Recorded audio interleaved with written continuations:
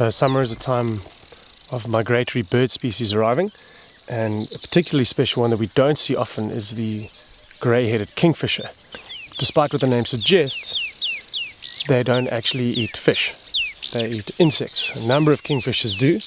This is the primary reason the grey-headed kingfisher migrates, because summertime here is when there are a few more insects out and about and they can get food. So the exciting thing here is we think there's a pair of these kingfishers nesting in this little riverbank system down below. So one of the kingfishers is sitting down on the bank there. Another one flew up over here, and we have seen them mating once or twice in the last couple of weeks. They nest in little either riverbanks or erosion ditches like this. Okay, we've just come to have a quick look in this little inlet gully, and it certainly appears as though this is the nest of the kingfishers.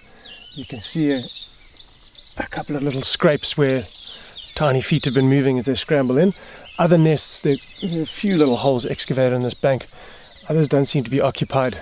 Spider webs growing over the entrance, and obviously they wouldn't be there if the kingfishers were going in and out. And when we first saw the kingfishers this morning, or one of them, it appeared as though it took off from this kind of area. So I think this is the nest right here.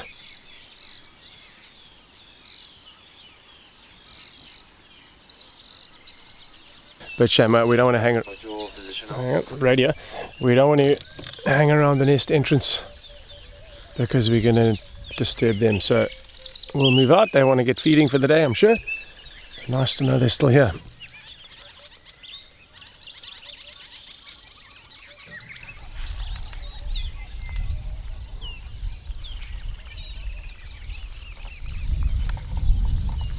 So we're quite lucky now. We've got a troop of baboons feeding out in the open. Looks like they've come up from the river, which I imagine is where they would have roosted last night. They generally, spend the evenings in some big well-foliated trees, the jackalberries in particular, along the riverbank. Offers good cover, it's safe. They don't have very good nocturnal vision, so they spend the night sleeping up in trees where predators cannot get them. Well, they can, but usually they stay safe. It's not often we get a nice open sighting like this. Baboons are generally quite wary of people around here, so when they see us, they'll often move away. It's raining a bit, so our morning's about to get dampened. I can hear some of the youngsters squealing in the background. It's probably some of the young baboons playing. It's amazing watching them. There's a fascinating dynamic. If you just spend time seeing how they interact with each other, you can start working out who are the more dominant individuals, and it's just like a really big extended human family. Watching primates is always entertaining. Generally when they're foraging like this, there'll be a couple of sentries up in the trees, just keeping a lookout for danger. And usually you'll find those are the more dominant males, because since they are the ones that are reproducing within the troop, they're the ones that have a genetic investment in the safety of a lot of the individuals there. So it's their responsibility to look out for danger. They've now moved off into a thicket. It's starting to rain, so I'll just get this camera under cover, and yeah, I don't think it's going to come down too hard, but this is summer. It's great. It keeps the bush nice and green.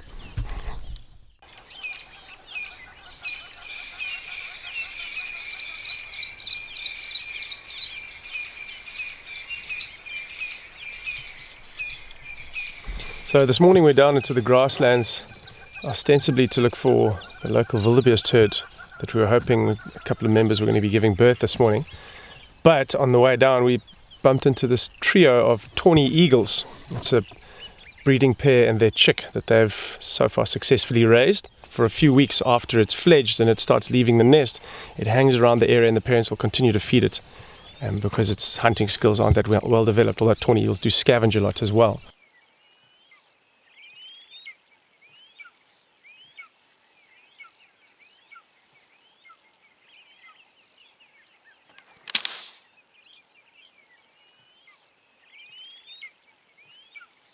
We saw them with it last night. We saw one of the adults with this kill at the same spot. And it's interesting to see how these eagles have kept, it might not be the same kill, but it's most likely it is because it was just after sunrise when we found them. Monitor lizards would be very unlikely to be out and about.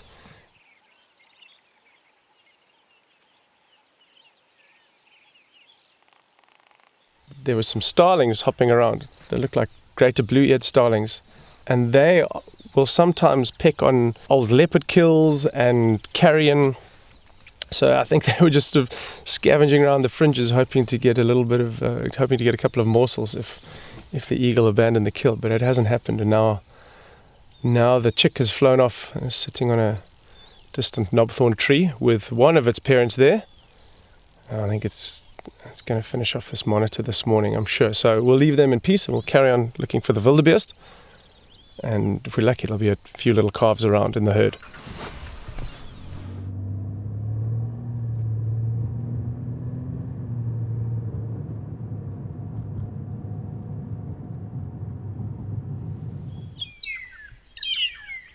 So we came around a corner straight into this beautiful elephant bull who is heavily in musth.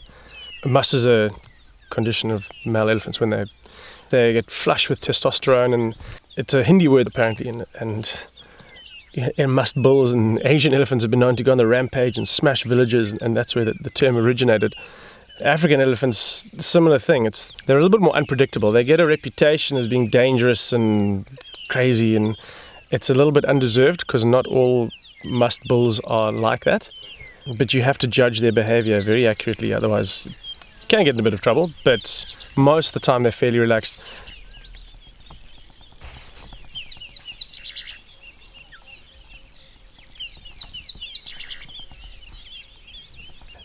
This guy, he wasn't so relaxed. We came around the corner and woof, he wasn't happy with us. And we've given him quite a bit of space.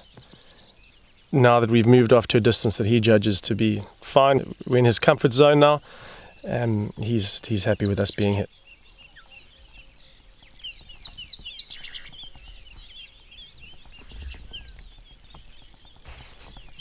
And he's just going to go on the trail of a breeding herd. He's going to try sniff out females that are in estrus, looking for any chance to mate. And we're not going to follow him because I think we're just going to get him all riled up if we keep pushing. He wants to do his own thing. He's a grumpy old bull. So we'll leave him.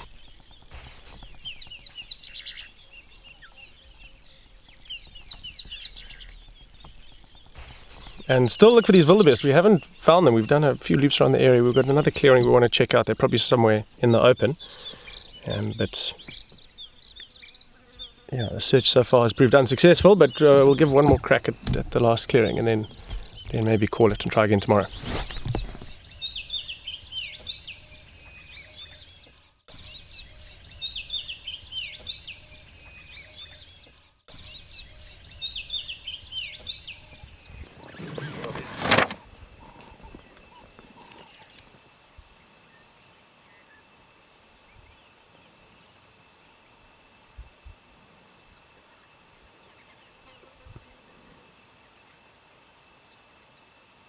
Okay, well, so, I mean, our intention was spot on. There's a wildebeest that has just given birth, but we missed it because these zebras are having a good time.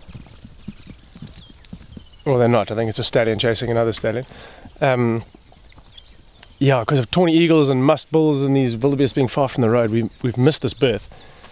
But let's see if we can get this little one. It's just been born, I think, within the last hour or so. You can still see some of the afterbirth trailing from the mother.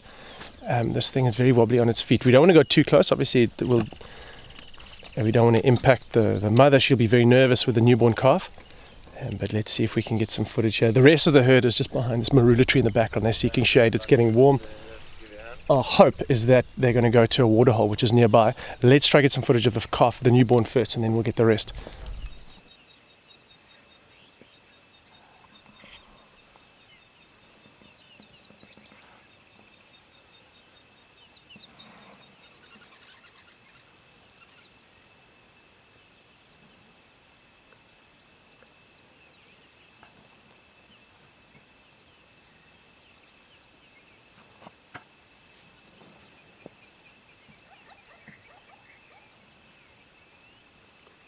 He's trying to nip the umbilical cord off. Really? There. I've seen this little one take, not quite its first steps, but its first hour. It's still very wobbly on its feet. It's fallen over a couple of times, and it's not even 100% sure which one is its mum. It's tried to nurse from a number of different members of the herd, and it has to kind of be ushered back to its mum. So it's still learning. But by this evening it will have dried off completely, afterbirth gone, and it'll be a fully running member of the herd, because these little things can run within 20 minutes of being born. Run. I mean, humans, we take sometimes 30 years to gain independence, the more useless ones of us. But these little guys, they know there's so much danger around here. If they're not up and moving within minutes, they don't have much of a chance of survival. So now it's getting hot, so the herd's probably going to just settle down into the shade for the rest of the morning. So I think what we'll do is we'll come back tomorrow morning, first thing, before sunrise, and see if we can get the next birth, because there are a number of females here that are heavily pregnant still. And in the next couple of days, I think they're all going to drop. So fingers crossed, we get the actual process tomorrow.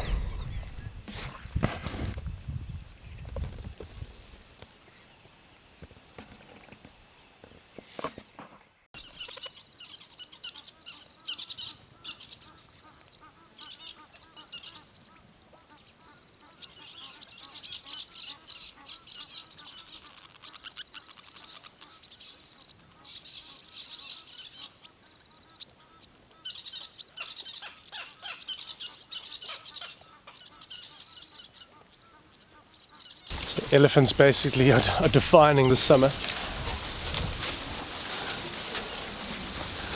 Amazing herd walking right past us. You can see mud all over them, so they've come up from the river or a nice wallow.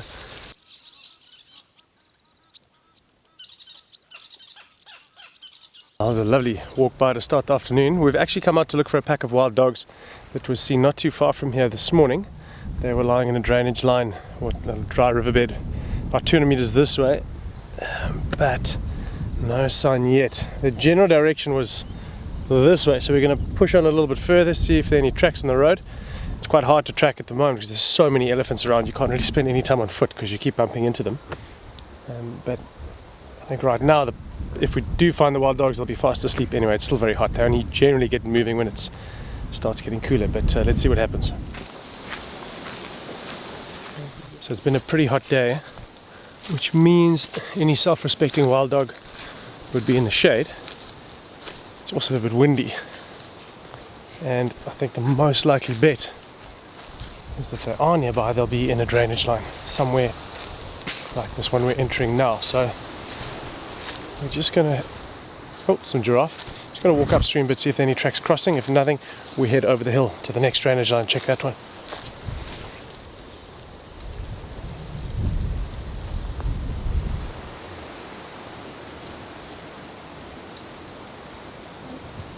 Wide angle lens isn't the best to get shots of giraffe on foot. They're quite nervous just because it's so windy. They can't hear very well. There's a lot of sound, bushes moving, so understandably any herbivore that could be a meal for a big predator is jumpy in conditions like this. There's no sign of the dogs coming through this way, so we're going to loop around and check the next drainage line, see if there's anything there.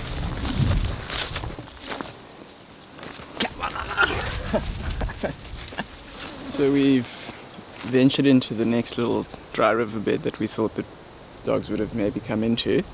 Where we are now, there's no sign of them, but we're just going to walk downstream and see if they're not lying in between these beautiful tawny thickets. It's nice and cool, out of the wind. Still quite hot for them to move, so we're hoping they still line up somewhere. I think it's after. So we found one track of these dogs heading along this path through this tamboti thicket. This is elephant dung, very fresh, very moist, flies all over it, and it looks from the track that the track is on top of the elephant dung. And now we saw the herd of elephants as we were walking in here, probably about 200 meters away. So we think the dogs have moved past very recently. So we're just going to carefully scan along this little riverbed. And they're going to get moving pretty soon. It's starting to cool down. Maybe they're going to go up to the airstrip, which isn't far. Good place to hunt impala, nice and open. So let's go have a look. So the issue with wild dogs is once they get moving, there's not really any chance to track them because their speed's so high. While you're on foot, they're pulling away from you all the time. So I think best bet from here, now that it's getting light, you see the sun's dropping behind us, is to go get the car and just start covering ground. I think that'll be the best way to find them.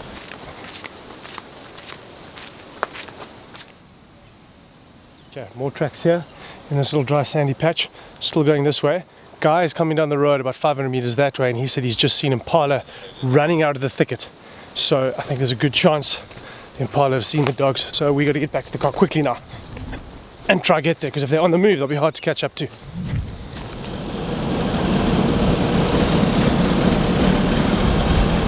So we're slowly running out of time. It's quite thick in here, and this is the direction the tracks were coming. There's a series of water holes just on the far side of these thickets. You'll see one coming out behind us in a minute or two. And once it's dark, no real chance of finding the dogs. So we're going to finish this loop, head up to the airstrip. Maybe they've popped out there. We haven't had any tracks coming out on the road, so it's now just down to luck.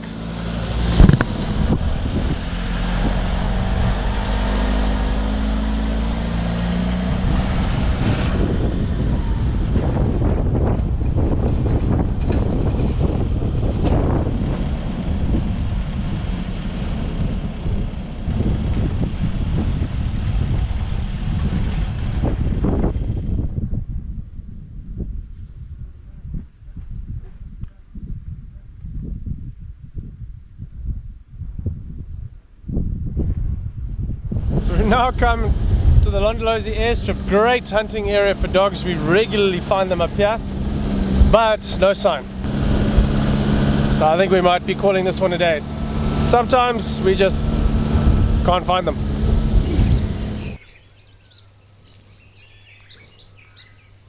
We might not have seen the dogs, but we found these 3 utterly magnificent elephant bulls we're going to try and get a view of before they go into a thicket.